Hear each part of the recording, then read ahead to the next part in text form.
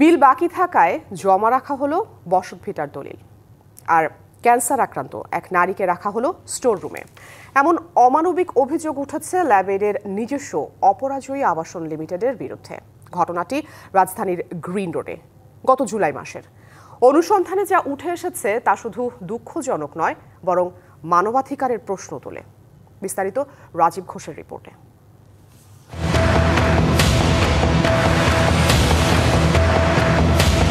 জল দেয় না, বেশি জল নিয়ে খাইছি। এখানে থাকুক, আপনারা আপনাদের কত টাকা অ্যারেঞ্জ করে নিয়ে যান। দেখে অবস্থায় রাখলে আমার মাকে বাঁচাতে পারবো না। ল্যাবেইড দেশে চিকিৎসা সেবায় পরিচিত নাম।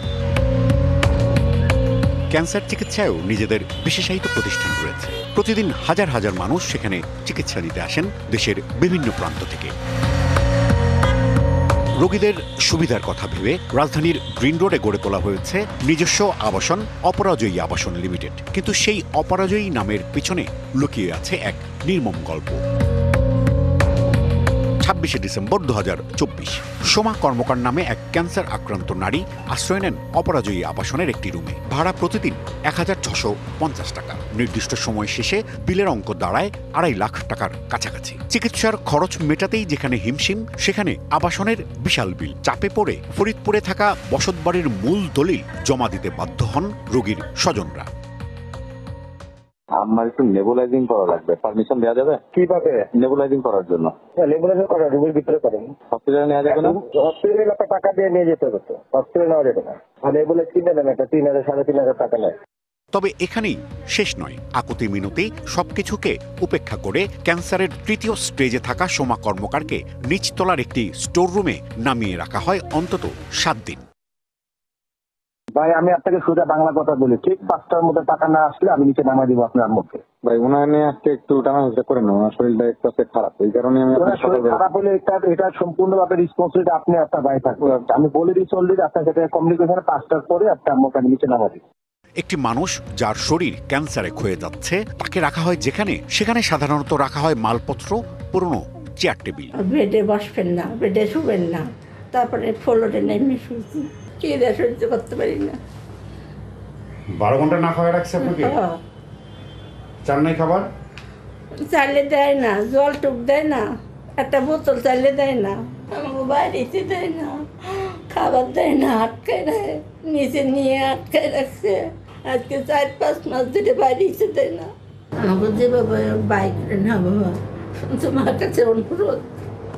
কিডনি দান করার প্রতিশ্রুতি দিয়ে মুচলেকাও দিতে বাধ্য হন রোগীর সন্তান। প্রথমে বলে যে আমাদের স্বর্ণের ব্যবসা, তো বলে যে আপনার গোল্ড নিয়ে আসেন।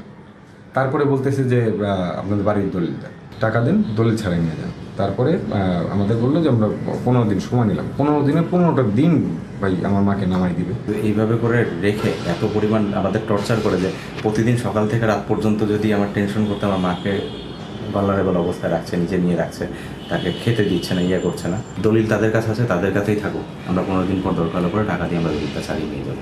জানা যায় গত 21শে জুলাই ছেলেদের কাছ থেকে মুচলেকা নিয়ে জমির দলিল ফেরত দেয় কর্তৃপক্ষ, আর সোমা কর্মকারকে দেওয়া হয় ছাড়পত্র। তবে এখনও 2,34,000 টাকা বকেয়া রয়ে গেছে। সুপ্রিম কোর্টের জ্যেষ্ঠ আইনজীবী মঞ্জিল মোর্শেদ বলেন, টাকার জন্য জমির দলিল জমা রাখা বা রোগীকে কষ্ট দেয়া মানবাধিকারের লঙ্ঘন। আমার দায়িত্ব হলো বিলটা দেওয়া, আমাকে মারধর করা বা আমাকে আটকিয়ে রাখা বা আমার দলিল নেওয়া বলেন, যেটাই বলেন, বল প্রয়োগের কথাগুলো যেগুলো বলছেন, সেগুলো করাটা আইনের পরিপন্থী এবং এটা নর্মালি কোনো হাসপাতাল করতে পারে না। যদি করে সেখানে সরকারের নলেজে গেলেই, সরকারের কাছে অভিযোগ দিলেই তারা কিন্তু আইনত ব্যবস্থা নিতে পারবে। তবে ল্যাবেইড ক্যান্সার হাসপাতাল কর্তৃপক্ষ বলছে তারা রোগীর পরিবারকে সর্বোচ্চ সাহায্য করার চেষ্টা করেছেন। আপনার টাকা দিবেন, আপনার রুমে থাকবেন, থাকবেন না কেন, 100 বার থাকবেন না, তো আমার রুমটা ছেড়ে দেন। আপনার আম্মুকে আমরা গ্রাউন্ড ফ্লোরে রাখতেছি, আমাদের ওখানে একটা রুম আছে, ওখানে যদি টাকা দিতে পারবেন ওটা ফ্রি। আপনার থাকেন ওখানে, কদিন থাকবে, তাও টাকা দিয়ে যান। এটাকে যদি বলেন যে ইনহিউম্যানিটি ভাইয়া, এটাকে যদি বলেন যে মানে আমরা খারাপ কাজ করছি, তাহলে ভাই বিচারটা আপনারাই করেন। আমার জায়গাটা যদি আপনারা যদি বসেন, আপনারা দেখেন যে কোম্পানি তো ভাই টাকা পাবে, আমি তো টাকা জিম্মিদার, তখন তো আমি হয়ে গেছি। চিকিৎসা প্রতিষ্ঠান যেখানে একজন মানুষ শেষ ভরসা নিয়ে আশ্রয় নেয়, সেই আশ্রয়ই পরিণত হয়েছে চাপ, ভয় আর মানসিক যন্ত্রণার।